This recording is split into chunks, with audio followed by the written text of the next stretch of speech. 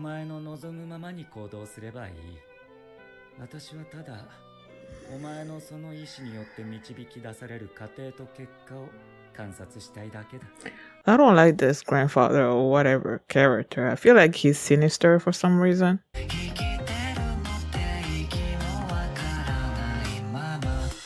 Hey everyone, I'm going to react to the case study of Vanitas, episode 5, Friends. And last episode was the gala, the ball, the masked ball that was happening. Vanitas revealed who he is, and that he wants revenge on the original Vanitas, and that's why he's so gung-ho about saving the vampires of the Crimson Moon. What's this called? Why am I forgetting the name? Charlatan attacked the ball, turning people, cursing the vampires and stuff. Shan saved Vanitas. She was hungry. He gave himself to her to feed on her and whatnot. And then they also gave us a little bit of backstory into the vampires, how they came to be. This person that was messing with the equations and created 3 things: the vampires, the flower, and the aster something that they used to build the ships and whatnot. A coal. It transformed coal into this new mineral and whatnot. Yeah, what else? So that's what happened last episode. And before we get into this one, if you guys like my reaction, please give it a thumbs up, subscribe, and please consider supporting my Patreon at patreon.com/trailermini. And now let's start this episode, and here we go.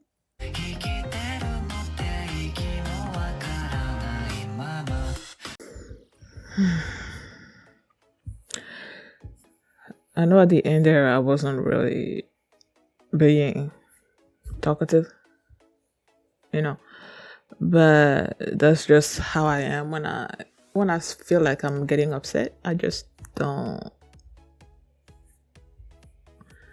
feel like talking, and that's where I was getting with this backstory.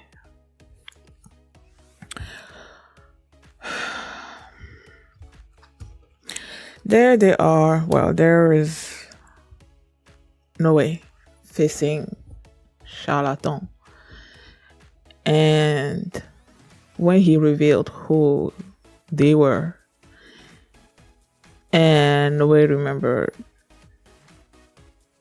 started remembering his friends, and he was getting upset, and then he won one of them, and the other form, the black form or whatever, was like, oh, I remember you, through the eyes of Louis. And you see the recognition in Noé's eyes, and you know that they're talking about the guy that, when we see him in flashbacks and stuff, usually the last 2 episodes, I believe, Noé will be like lying on the floor, and Louis will be towering over him, and they will be talking and something or other like that. And Noé had blood on his face, during those scenes. So I'm wondering, where does that scene fit in with the backstory that you just gave us here? Because clearly it was before Louis was killed. So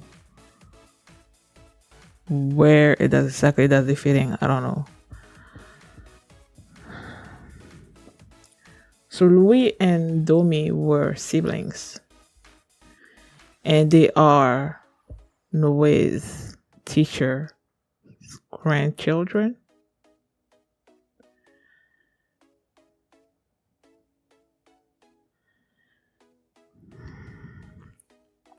Okay, we learned a little bit more about Noé. Noé was raised by humans.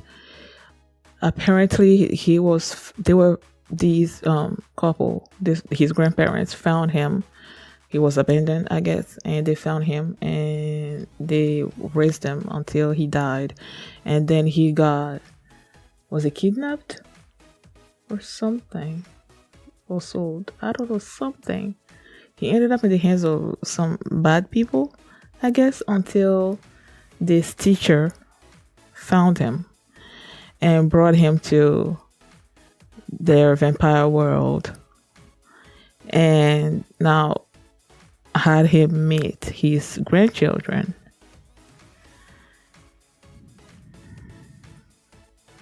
I don't trust his grandfather. I've been saying this. One of the reasons why I never trusted him ever since they started this show is because each time they're talking about him or each time he's in a scene, this sort of like don't show his face. Which in my book, usually in my book, when they do characters like that, they're not showing his face, his facial expressions. It makes me feel like he's hiding something. Makes the person feel sinister. So I never trusted him, you know, and especially after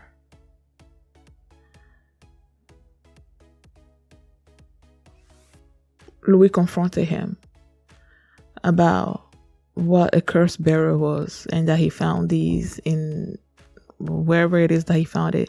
And then the grandfather was like, oh, I didn't mean for you to find it. I'm like, did you not mean for him to find it? And Louis posed the question. He's like, really? Like, I know you wanted me to find it. That's why you put it there or something or other like that. And then he asked his grandfather, okay, so now what do you want me to do with this information? And he's like, I just want you to be free. I'm just here to watch what you're going to do about this information. I'm like, I don't know.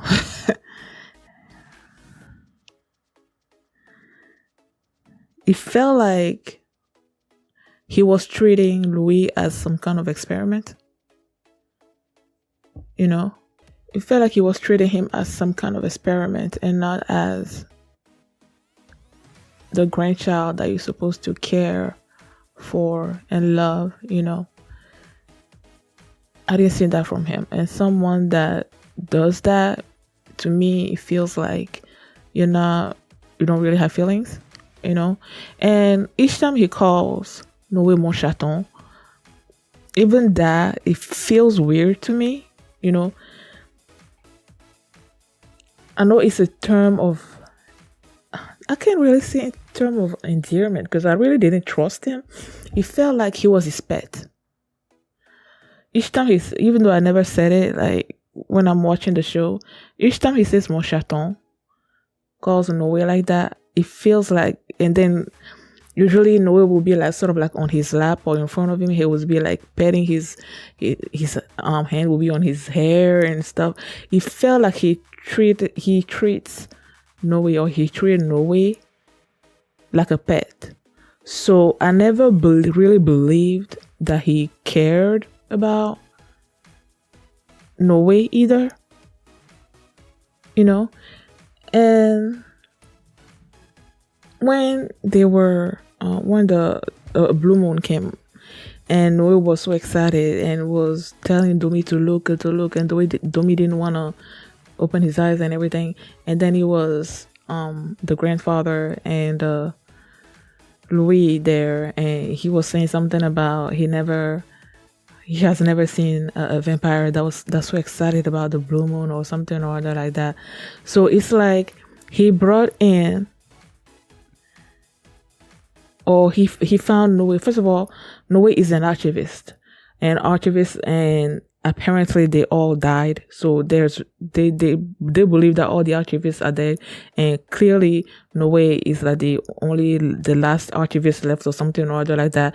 And if this guy is someone that treats people as some kind of experiment, and Noé is like the last archivist, of course you will want to observe him and study him and all of that. And what better way to do that than to bring him into his domain and have control over him, you know? So it's like, I feel like this grandfather doesn't care about his grandchildren. I feel like he's all about exploring, experimenting on like new stuff, studying new things. I don't know. It's just then when they showed his face at the end there after he killed Noe, I'm like, he looks sinister. He feels sinister. So it would not surprise me at all if he was charlatan to some degrees, or he has something to do with charlatan, or maybe he created charlatan. I don't know. I feel like it has something to do with him. And maybe if, of course, I'm just speculating, if he's the one behind charlatan's creation, the being of charlatan or whatever, and these were the first. I can't really say that either, can I? Because they said that all curse bearers are killed by bulls and stuff. So it's been happening. I just don't trust them. I don't trust them. And also, how long, if you're a curse bearer, how long does it take for you to start acting on those impulses of, drinking blood and all of that? I mean, they can do me drink about whatever. Where does it become sort of like uncontrollable? Because thinking about Louis, for instance, he said when he was born, they said that he had a sickness of some kind, and that's why he's been sent away from their family home or whatever. And Domi she's not a curse bearer, so she's allowed to go back home and study and everything and all of that. Excuse me. So clearly, Louis has been a curse bearer since a young age. And then he grew up to be like sort of like a teenager. Clearly, he's sort of like a teenager at a teenager age or whatever before he was killed, right? But when you look at, like, let's say the first episode of what was her name? The first vampire lady that got cursed. She was cursed, but it didn't take years for her to basically start losing control of herself or whatever. Amelia. It didn't take her years before losing control and all of that. So I'm wondering, why did it take Noe all these years before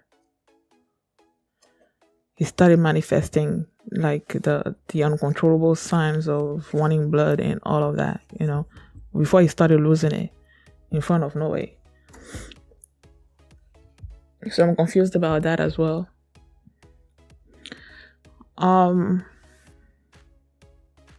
That moment where it was raining, there was thunder, and Domi and Noe came in and they wanted to sleep with him, and he allowed that, of course.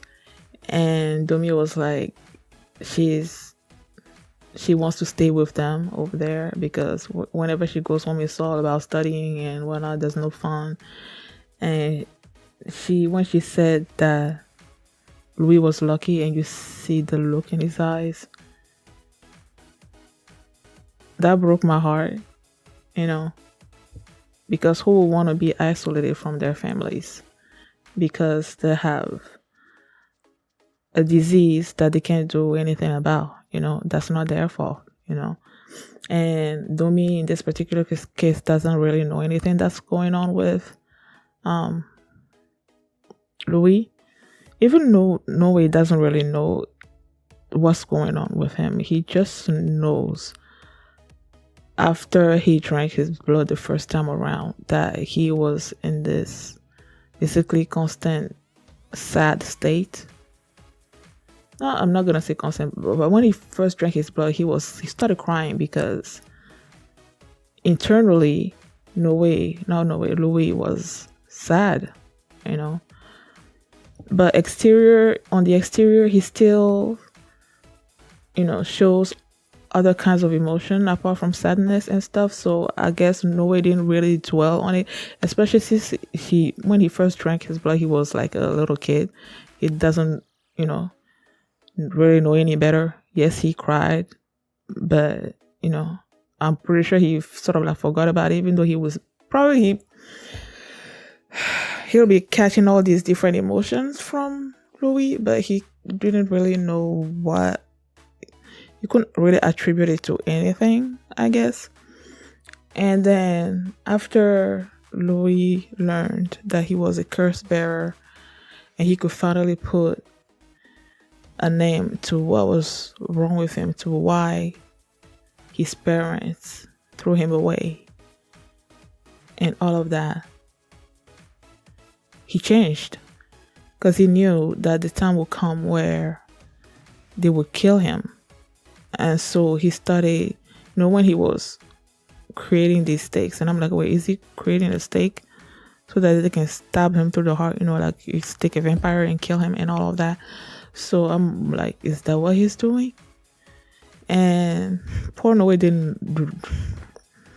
He told him he was making a gift for him. He was just so excited because he didn't know any better. And you can only imagine what Louis was feeling. Even Noe said it after Louis died. Like, what was he feeling as he was carving out those stakes? And it was a lot of them. In this case, what's the proper term? I forgot. That Domi brought in, And this also, they made friends with these kids in the village, and Mina, I believe her name was a curse bearer, and Louis knew that they were gonna kill her, right? The other kids, so he wasn't gonna lift a finger to help because he knew they were gonna kill her, just like they were gonna kill him. But then the others didn't know better, so they were like, we need to help her get out of the village. And they brought her to this abandoned place. And she started losing it. She started attacking the others. And that's where Louis came in and killed her. And in that particular moment, the other guys were safe. But then Louis started changing, and he attacked the others. And he started attacking Noe as well. And when Noe told him that he wanted his old Louis back, he got a little sense, back into himself, and he was asking Noe to kill him. And of course, Noe was not going to be able to do that, But then the grandfather just like shows up, just decapitated Louis like it was nothing.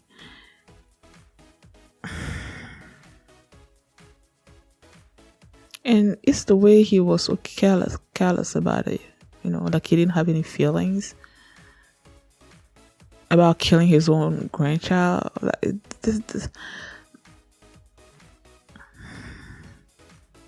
I feel like, I don't know, this is just me, but I feel like even if this grandfather had a cure for Louis, he wouldn't have used it. That's just how I feel. And I hate that Noe has this absolute trust in him, because I feel like he's going to be disappointed. Like, that trust is going to be broken.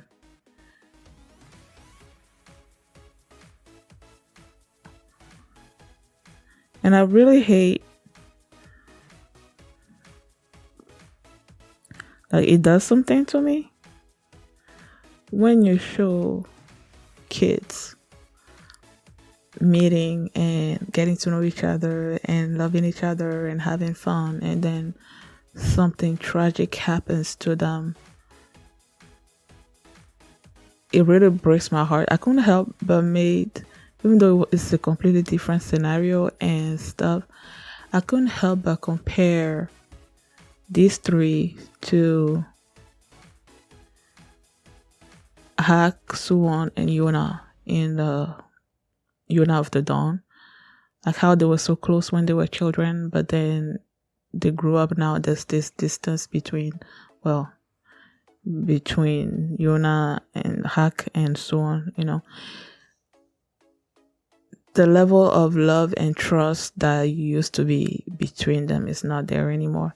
And it's completely different scenario, but like that feeling that I had when all of the things that happened in Yuna that broke that friendship apart, I felt that here, even though in this particular case it's not like a broken friendship, it's more like a tragic. No, I'm sad. Thank you guys for watching, and if you like this reaction, please give it a thumbs up, subscribe, and if you want to see my reaction to the next episode, you can just go by checking out my Patreon at patreon.com/feelingme, and you can also see the full length for this reaction there as well. Thanks for watching. Oh no, I cannot end this. Thankfully, because after the flashback ended, and then you go back to the fight between Noe and Charlatan, and Charlatan was enticing Noe into giving him his true name, and I'm like, boy, I hope you're not about to give the name to her. In the back of my mind, I'm thinking, well, it's not like I knew, but there was a possibility that Vanitas was gonna show up. Like, I knew that in the back of my mind. But I was hoping that it wasn't gonna be him that stopped Noe from revealing his true name. I was hoping that even in his despair, in the state of despair, remembering what happened to his friend and everything, that he was gonna snap out of it and not tell Charlatan to go to hell. That's what I was hoping was gonna happen. But Vanitas showing up and saying no also is like, it's welcome. Either way, Charlatan does not know his true name, so he cannot corrupt Noe. So yeah, I forgot to mention that. So thank you guys for watching, and I will see you next time. Bye.